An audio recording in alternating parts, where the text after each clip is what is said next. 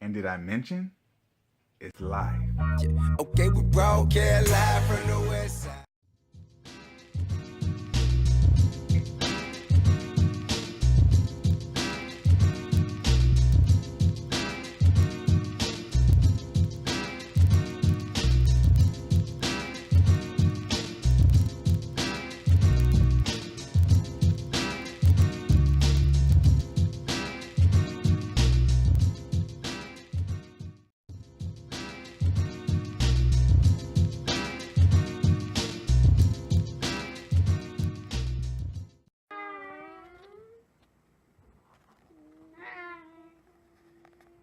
How y'all doing? This is Lance from Agree to Disagree. Here with my two little ones here with Aiden and Riley. They wanted to say hi to y'all for a second. Okay, go. And today I'm going live to talk about paying college athletes. Now this has been a hot button topic for years. People talking about paying athletes, not wanting to pay them in college because of amateurism. To me, that's a facade. That's calling them amateurs is a reason or a way to justify not paying these college athletes. That is all that is. They can find the funds to pay these athletes.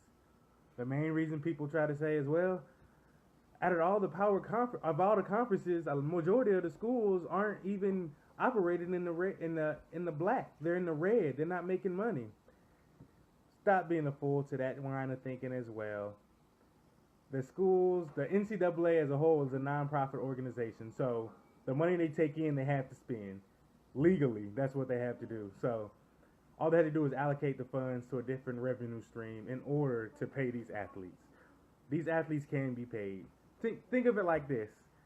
It's the NCAA right now between CBS, Turner, ESPN, all the broadcasting rights. Just for March Madness alone, they're racking in $700 million.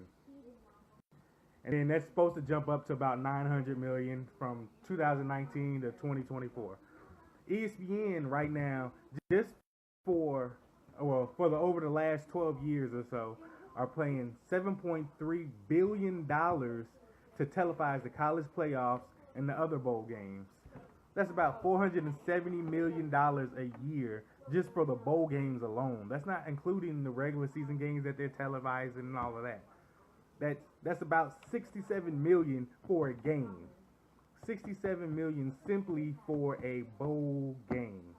The major conferences are collecting hundreds of millions because you got the SEC network, you got the Pac-12 network, Big Ten networks. Of course, you got Notre Dame got their whole little thing with CBS going on, or NBC. I think it's CBS. Of course, you got my Longhorns. They got the Longhorn network, which is making a ridiculous amount of money right now. So with all this money coming in, they continue to say that they cannot pay these college athletes, which is a sham. That is ridiculous to even think.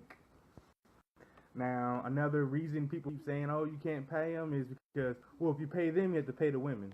And it's not a violation against Title IX, which has been the big proponent that people keep trying to say that, oh, if you pay the men, you have to pay the women equally. No, you don't. You have to pay them proportionally. Just like Title IX says, it has to be proportional. So if 60% of the revenue is for men, or that allocates for the majority of the sports, then it'll be 60-40 split between the men and the women. So you don't have to give them the exact amount. You don't have to give the field hockey team the exact same dollar amount that you're giving the football team. That's not how it works. So that's another misconception that people continue to throw out. You don't have to pay the women the exact same as you pay the men. Just like you don't have to pay the men's hockey team at a school that's the revenue has been generated from the men's basketball team. Like that would be differently. Just like with the women at UConn, their women's basketball team would probably make more money than a lot of the male teams that they have at UConn, because that women's team basketball team is amazing. So they're a big revenue earner. So there are ways to knock down paying the athletes, trying to use, well, they're students, they're getting a free education. Really? Come on. How long can y'all stand on that you're getting a free education? You should be happy to go to an institution. These players wouldn't be able to get onto the team into the school if it wasn't for their sports. Come on, man.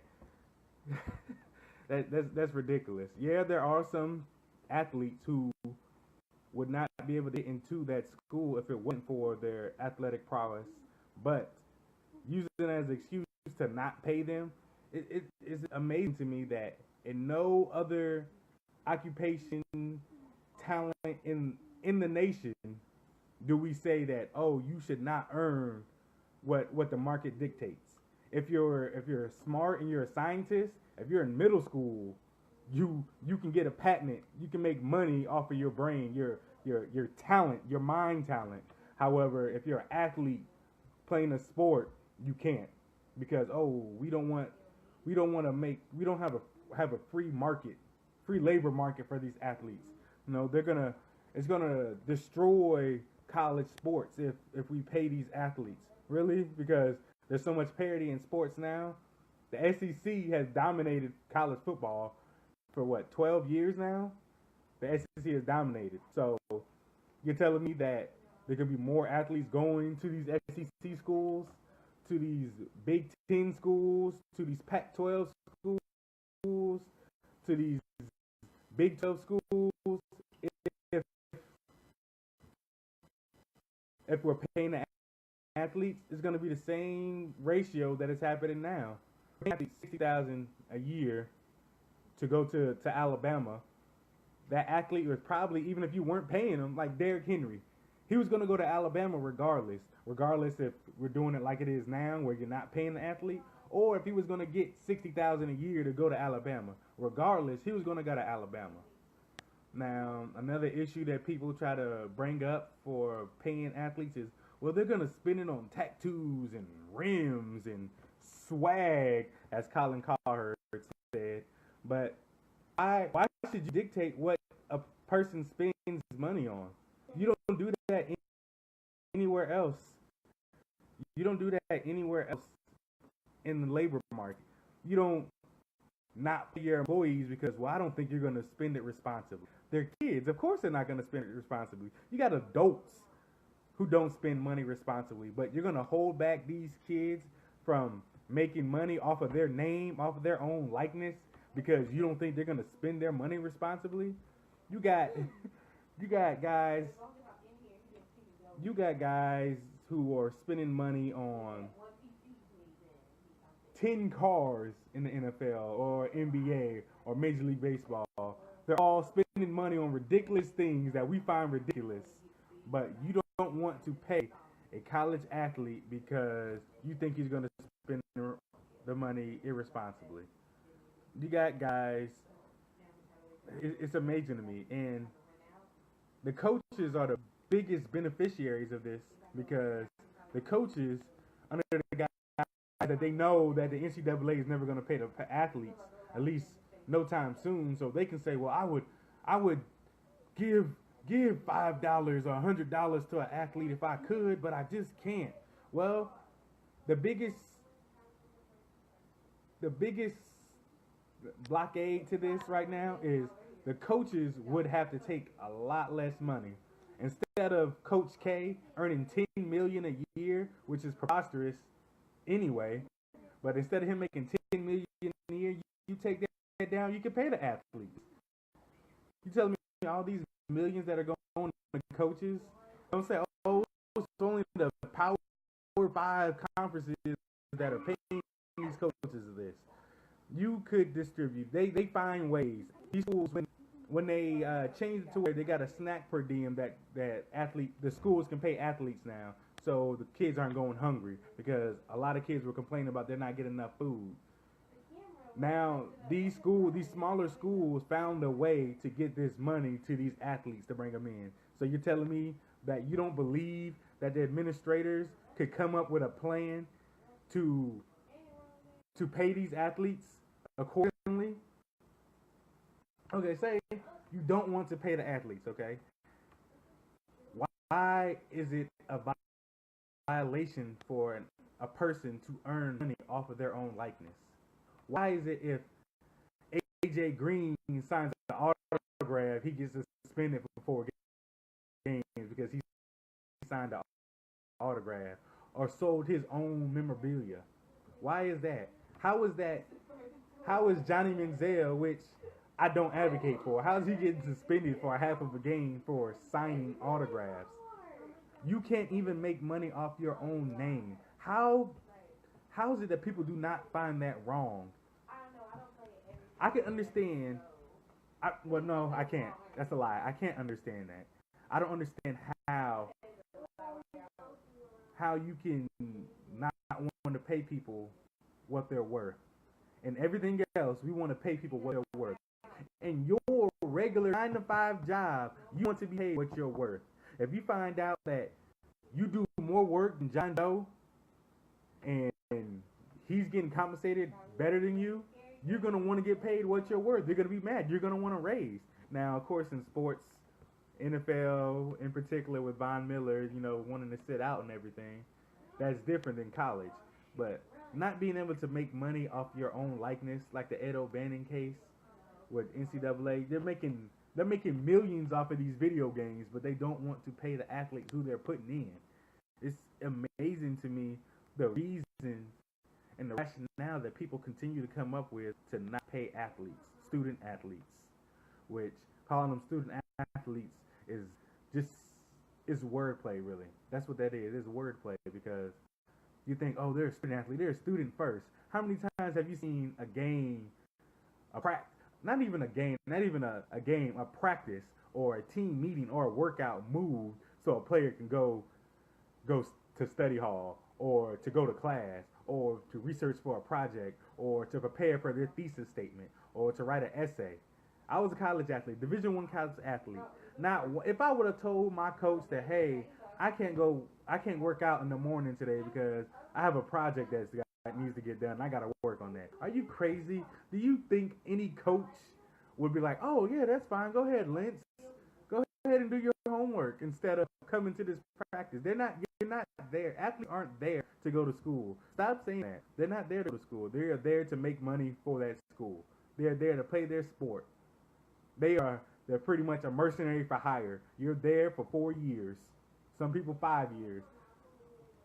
That's what you're there for. You're there to make money. You're there to build that brand for that school. That's why schools that are winning championships, these schools that are winning championships are the ones where you see enrollment increase. Look at Miami back in the late 80s, early 90s. The Miami Hurricanes, when they started winning championships, that's when the enrollment increased because they're winning championships. The football team was good. These alumni. Now, there are some alumni at some schools, more likely the Ivy League schools, the Harvards, the Cornells, such as those. They're the ones who are propping up their academic status. Like, oh, yeah, we have this many people in this business field. We have this many lawyers graduating from Harvard. We have that. But in majority of the schools, the majority of these universities, they're going based off of their sports, their athletics departments.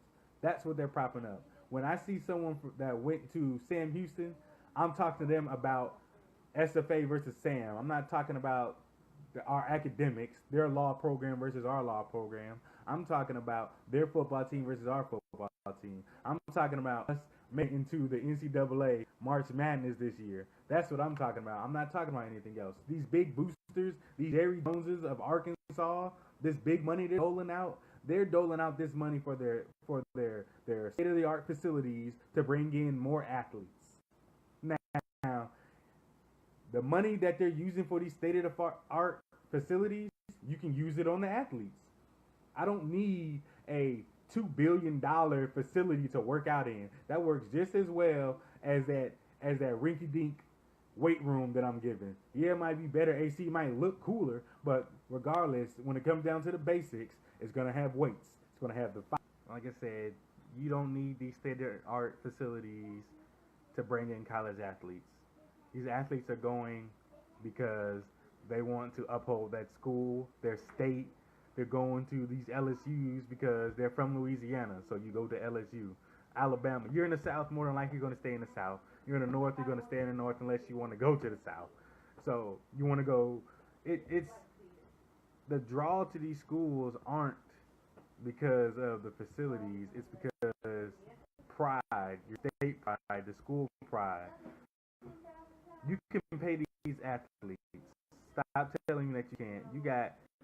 You got the who is it? The Pac-12 commissioner who got a loan from the commission from the conference to pay for beach houses and airplane rides and all of that. But you telling me you can't pay these athletes who are doing everything? You telling me Reggie Bush had to give back his Heisman so his family could, because his family was getting his house paid for? Because you don't want to pay athletes? It's ridiculous to me. You can pay these athletes, and these athletes need to be paid. That's all I have to say. It's Lentz. Let me know if you agree or disagree. Leave a comment, share, like us on Facebook, tweet at us. Just let us know. Okay, we broadcast live from the